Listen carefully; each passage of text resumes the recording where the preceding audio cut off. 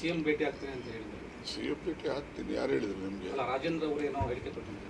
ಅವ್ರು ಭೇಟಿ ರಾಜೇಂದ್ರ ಅವರು ಒಬ್ಬರು ಕರ್ನಾಟಕ ಲೆಜಿಸ್ಲೇಚರ್ನ ಸದಸ್ಯರು, ಅವರು ಭೇಟಿ ಮಾಡಬಹುದು. ನಾನು ಭೇಟಿ ಮಾಡ್ತಕ್ಕಂಥದ್ದಕ್ಕೆ ನಾನೀಗಾಗಲೇ ಅಲ್ಲಿ ಒಂದು ಕೋಲಾರದಲ್ಲಿ ಜ್ಯೋತಿ ರೈಟ್ ಸೊಸೈಟಿ ಅಂತೇಳಿ ಒಂದು ಈ ಗಾಣಿಗ ಸಮುದಾಯದವ್ರದ್ದು ಒಂದು ಸಂಸ್ಥೆ ಇದೆ, ಅದರದ್ದು ಒಂದು ಉದ್ಘಾಟನೆಗೆ ನಾನು ಹೋಗ್ತಾ ಇದ್ದೀನಿ. ಹಾಗಾಗಿ ನಾನು ನಾಳೆ ಕೋಲಾರ ಹೋದರೆ ಅಲ್ಲಿ ಆಫೀಸರ್ಸ್ ಮೀಟಿಂಗು ರಿವ್ಯೂ ಎಲ್ಲ ಇರ್ತದೆ, ಸಂಜೆ ಆಗ್ತದೆ. ಮತ್ತು ನೆಕ್ಸ್ಟ್ ಡೇ ಮಾರ್ನಿಂಗ್ ನಾನು ತಿಪ್ಟೂರಿಗೆ 10 ಗಂಟೆಗೆಲ್ಲ ಹೋಗಬೇಕಾಗಿದೆ. ಸಮಯದ ಅಭಾವ ಇರ್ತಕ್ಕಂಥ ಇದರಿಂದ ನಾನು ಬೆಂಗಳೂರಿಗೆ ಹೋಗಲ್ಲ 3-4 ದಿವಸ.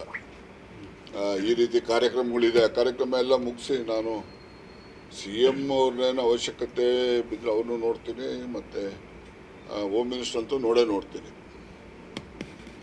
ಇದಿಷ್ಟು ನಮ್ಮ ಒಂದು ಹೇಳಿಕೆ.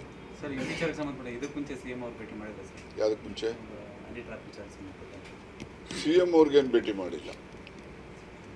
ಅಂದರೆ ಅವರು ಸಿ ಎಮ್ ಅವರು 3 ಗಂಟೆಗೆ ಬಂದು ಉತ್ತರ ಹೇಳೋದಿತ್ತಲ್ಲ, ನಾನು ಭೇಟಿ ಮಾಡಬೇಕು ಅಂತೇಳಿ ಹೋದೆ.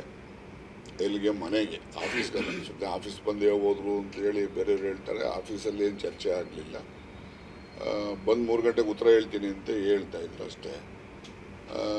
ಅಲ್ಲಿ 3 ಗಂಟೆಗೆ ಉತ್ತರ ಹೇಳೋದಕ್ಕಿಂತ ಮುಂಚಿತವಾಗಿ ನಾನು ಮನೆಗೆ 12:30 ಅಷ್ಟೊತ್ತಿಗೆ ಹೋದೆ. ಅವರೇನು ಓದ್ತಾ ರೂಮಲ್ಲಿದ್ದರು, ಈ ರಿಪ್ಲೈ ಇದೆಲ್ಲ. ನಾನು ಮುಖತಃ ಮಾತಾಡೋಕ್ಕಾಗಲಿಲ್ಲ. ಅಲ್ಲಿನೇ ಫೋನಲ್ಲಿ ಈ ಥರ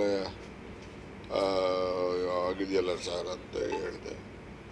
ಅವರಿದ್ದವರು ನೋಡಪ್ಪ ಅದು ಏನು ಸರಿ ಅಂತ, ನಿನಗೆ ದೇವ್ರ ಬುದ್ಧಿ ಕೊಡ್ತಾನೆ, ಆ ರೀತಿ ಮಾಡ್ಕೋ ಅಂತ ಹೇಳಿದಷ್ಟು ಬಿಟ್ಟರೆ ಅವರೇನು ಮತ್ತೆ ನನಗೆ ಯಾವುದೇ ರೀತಿಯ ಮಾರ್ಗದರ್ಶನ ಏನಿಲ್ಲ. ನಿನಗೇನು ಬುದ್ಧಿ ಕೊಡ್ತಾನೆ ಆ ಥರ ಮಾಡು ಅಷ್ಟೇ. ಸರ್, ಈಗ 3 ತಿಂಗಳಿಂದ ಇದೆಲ್ಲ ನಡೀತಾ ಇದೆ ಅಂತೇಳಿ. 3 ತಿಂಗಳಿಂದೆಲ್ಲ 1-1.5 ತಿಂಗಳಿಂದ ನಡೀತಾ ಇದೆ. ತುಮಕೂರು ಮನೆ, ಮಧುಗಿರಿ ಮನೆ, ಬೆಂಗಳೂರು, ಬೇರೆ ಬೇರೆ ಕಡೆ ಕೂಡ ನಿಮ್ಮನ್ನ ಪ್ರಯತ್ನ ಮಾಡಿದ್ದಾರೆ. ಮತ್ತೆ 3-4 ಸಲ ಬಂದು ಆಕೆ ಭೇಟಿ ಮಾಡಿದ್ದಾರೆ. ನೀವು ಆಕೆಯನ್ನು ಹೊಡೆದಿದ್ದೀರಿ ಅಂದರೆ ಅದೆಲ್ಲ ಆಗಿದೆ. ಈಗ ಏನೇನೆಲ್ಲ ಡೀಟೇಲ್ ಕೃತ್ಯ ನಡೆದಿದೆ ಅನ್ನೋದನ್ನು ನಾನು ವಿವರವಾಗಿ ನನ್ನ ಹೇಳಿಕೆನಲ್ಲಿ ಹೇಳಿ ಕೊಡ್ತೇನೆ. ನಾನು ಅದನ್ನೆಲ್ಲ ಈಗ ಎಲ್ಲರ ಮುಂದೆ ಏನು ಎತ್ತ ಅಂತೇಳಿ ಹೇಳಲಿಕ್ಕೆ ನಾನು ಬಯಸೋದಿಲ್ಲ. ಇಲ್ಲ ಸರ್, ಬೆಂಗಳೂರು ಆಫೀಸಲ್ಲಿ ಆಗಿರೋದು ಎಲ್ಲೋ ಆಗಿದ್ದವೆಲ್ಲ ಹೇಳ್ತೀನಿ ನಡಿ. ಹೈಕಮಾಂಡ್ಗೆ ನೋಡೋಣ. ನಮ್ಮ ಈಗ ಸತೀಶ್ ಜಾರಕಿಹೊಳಿ ಅವರು ಕೂಡ ಇದ್ರ ಬಗ್ಗೆ ನಾವು ತೀವ್ರವಾಗಿ ತಗೋಬೇಕು ಅಂತ ಹೇಳಿದ್ದಾರೆ. ತೀವ್ರವಾಗಿ ತಗೋಬೇಕು ಅಂದರೆ ಯಾವ ರೀತಿ ತೀವ್ರತೆ ಅಂತಕ್ಕಂಥದ್ದನ್ನು ಅವರ ಬಾಯಿಂದನೇ ಕೇಳಿ ನಾವೆಲ್ಲ ಏನು ಒಂದು ಲೈಕ್ ಮೈಂಡೆಡ್ ಇದ್ದೀವಿ, ಎಲ್ಲ ಕೂತ್ಕೊಂಡು ಮಾತಾಡಿ ಮುಂದೆ ತೀರ್ಮಾನ ಮಾಡ್ತೀವಿ. ಸರ್, ಸಾಮಾನ್ಯ ಈ ವಿಚಾರ ಟ್ರ್ಯಾಪ್ ಮಾಡೋದಕ್ಕೆ ಯಾವ ಕಾರಣಕ್ಕೆ ಟ್ರೈ ಮಾಡಿದ್ದಾರೆ ಸರ್? ಯಾರು ಮಾಡಿದ್ದಾರೆ ಅಂತ ನಾನು ಹೇಳಲಿಕ್ಕೆ ಸಾಧ್ಯ ಇಲ್ಲ. ನಿಮ್ಮನ್ನೇ ಯಾಕೆ ಟಾರ್ಗೆಟ್ ಮಾಡಿದ್ರು? ಯಾರು ಟಾರ್ಗೆಟ್ ಮಾಡಿದ್ರು ಅಂತ, ಈಗ ಸತೀಶ್ ಜಾರಕಿಹೊಳಿಯನ್ನು ಟಾರ್ಗೆಟ್ ಮಾಡಿದ್ರು. ಯಾವ ಕಾರಣಕ್ಕೆ ಮಾಡಿದ್ರು?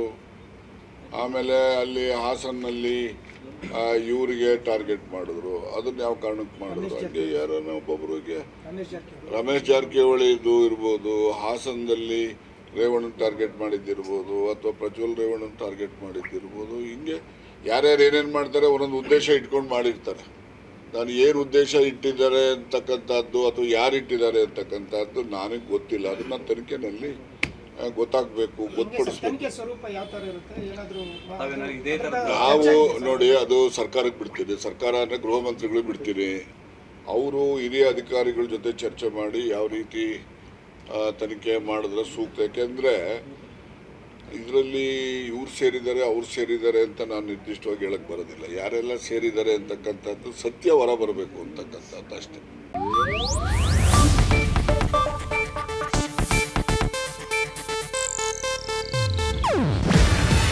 ಇದು ಏಷ್ಯಾನೆಟ್ ನ್ಯೂಸ್ ನೆಟ್ವರ್ಕ್ ಪ್ರಸ್ತುತಿ. ನೀವು ನೋಡ್ತಿದ್ದೀರಾ ಏಷ್ಯಾನೆಟ್ ಸುವರ್ಣ ನ್ಯೂಸ್.